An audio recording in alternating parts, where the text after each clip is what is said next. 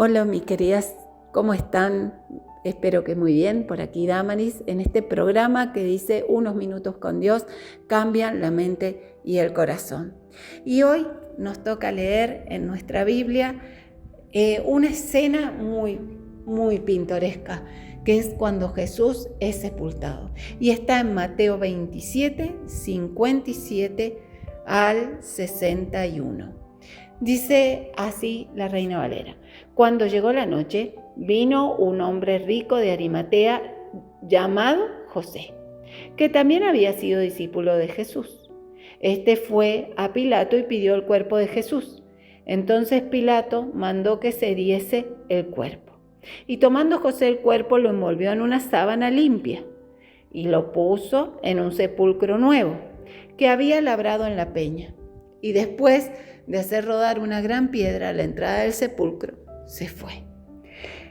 Y estaban allí María Magdalena y la otra María sentadas delante del sepulcro. ¡Wow! Esas testigos oculares que habían de ese momento de la sepultura del Señor. No es común en aquel tiempo, no era permitido que las mujeres sean testigos, pero ahí hay dos mujeres testigos, porque como la mujer es reivindicada por el Señor y por sus evangelios. Ahí estaban ellas dos observando esta escena. Un hombre importante había podido acceder a Pilato y pedirle el cuerpo del Señor. ¿Por qué había muerto? Porque él mismo había dejado que lo mataran. Él, siendo Dios, había permitido que lo mataran. ¿Por qué? Porque dice, yo de mí mismo pongo la vida. Y había muerto. El maestro, aquel que ellas esperaban que viniera a salvarlos. Aquel que esperaban que fuera un libertador, porque ellos no esperaban solo un Mesías que nos libertara del pecado. Ellos esperaban un gran libertador. Ese libertador había muerto. Había sido clavado en una cruz para libertarnos del pecado.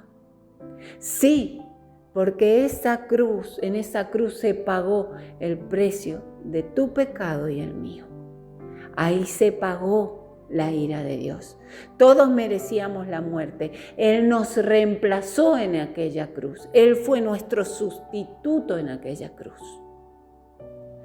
Y Él, en representación mía y en representación tuya, de todo aquel que en Él cree, como dice la Biblia, Él fue a ese lugar. Y fue ese cordero en el matadero donde le quitaron la vida. Y un hombre que lo amaba, José de Arimatea, pidió el cuerpo. Todos estaban con miedo. Sin embargo, él dijo, sí, yo soy seguidor y quiero darle una sepultura. Veía la importancia de la sepultura, ¿no? Veía una entrevista a una mujer venezolana que decía, yo le quiero dar una cristiana sepultura a mi familia. Por eso pido que remuevan y saquen los cuerpos, porque para mí es importante. Qué importante es la sepultura. Es un momento donde uno se despide, donde uno da. Me pregunto, ¿dónde estaban los discípulos que nos estaban despidiendo? Sí, dos Marías estaban ahí para despedirse del Señor, para ver dónde lo habían puesto, porque ellas pensaban volver a ese sepulcro, que se llevaron el susto más grande de su vida cuando volvieron y el Señor había resucitado. Esa tumba ya estaba vacía, pero Jesús estaba en la tumba. Jesús estaba ahí. Él eligió morir. Él eligió pasar por el valle escabroso de la muerte. ¿Saben para qué? Para vencer la muerte. Porque muchas veces creemos que el enemigo más importante de Jesús es el diablo. Pero a lo que vino a vencer Jesús es a la muerte. Por eso cuando estuvo frente a la tumba de Lázaro, dice que se enojó. En la 60 dice que se conmovió, pero el original quiere decir que se enojó por dentro. Es que ahí tenía el enemigo frente a frente. Él había venido a vencer a la muerte.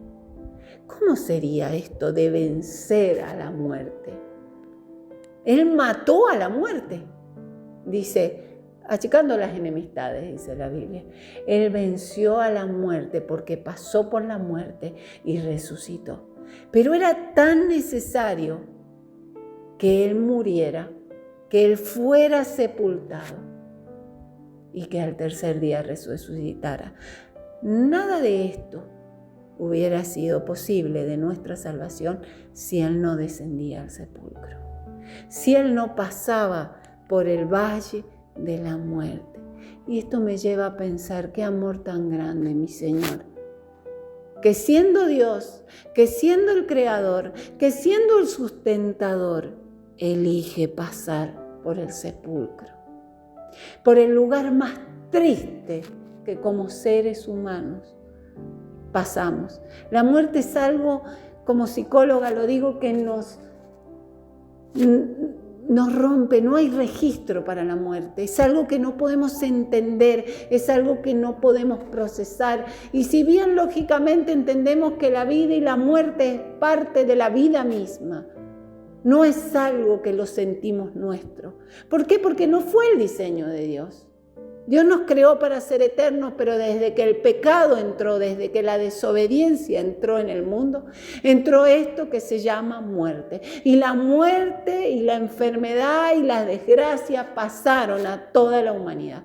Por eso hoy vemos las muertes en Venezuela y nos duelen tanto, por ejemplo. Porque la muerte no era parte del diseño de Dios, pero la muerte entró por culpa del pecado. Pero podemos tener esperanza. Podemos mirar a esa cruz, a ese sepulcro con esperanza, porque Jesús eligió pasar por el sepulcro. Eligió vivir en carne propia la muerte. Eligió ser sepultado en un sepulcro nuevo, dice la Biblia, ¿no? Él estuvo ahí.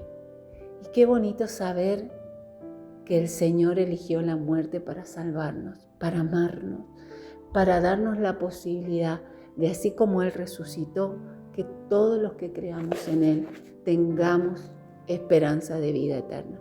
Una vida que comienza aquí, pero que continúa en el cielo. Por eso dice Tesalonicenses que no nos entristezcamos como los que no tienen esperanza. Porque nosotros creemos en Jesús, que nos da la esperanza. Aquel que vino a salvarnos, aquel que vino a rescatarnos, aquel que eligió pasar por la muerte. A Él sea la gloria. Y a Él sea la gloria porque ese sepulcro quedó vacío. Ese sepulcro tan nuevo hoy no tiene muerto. Podemos ver que todos los líderes religiosos del Islam, del budismo, están muertos.